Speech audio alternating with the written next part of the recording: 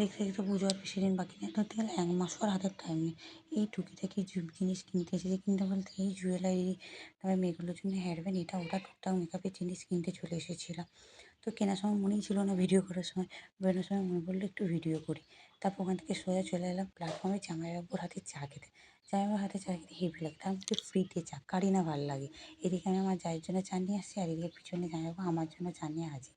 তারপর চা খেতে খেতে গল্প ইয়ার্কি মারছিলাম। আর এইদিকে আমাকে দেখো, আমি পুরো ঘেমে চান হয়ে যেন মনে হচ্ছে আমি এইসবে চান টান করে এসেই চা খেতে চলে এসেছি। যতই গরম হোক চা খাওয়া ছাড়বো না বাপু, একে বলে চায়ের প্রতি ভালোবাসা।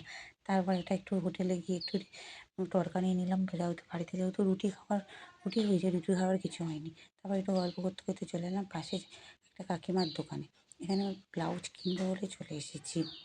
এত গরম হচ্ছে, আর এদিকে দেখো আমার মুটি যা বসে আগে রিল্যাক্স করে নিচ্ছে। তারপরে এসে একটু ব্লাউজ দেখছিলাম। সত্যি কথা ওই ব্লাউজগুলো আমিই বলে গেছিলাম, কিন্তু আমার ব্লাউজগুলো ঠিক পছন্দ হয়নি। কিন্তু ওই আমি বলে দিয়ে গেছিলাম, আমি অর্ডার দিয়ে গেছিলাম, তো আমার জন্য এনেছে, কিছু করার নেই।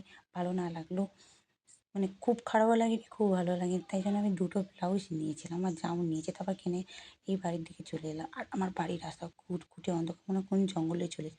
তাই মেয়েকে রেখে গেছিলাম কাকিমার বাড়িতে। তো সেখানে আগে মেয়েকে নিতে চলে যাই। এদিকে আমার মেয়ে দেখো যাবে না। ওইখানেই দেখো কী যে ভালো লাগে। তারপর একটু ননদের সাথে বসে গল্প করে কী কিনলাম দেখিয়ে তারপর বাড়ি চলে এলাম। বাড়িতে একটা আলাদাই শান্তি।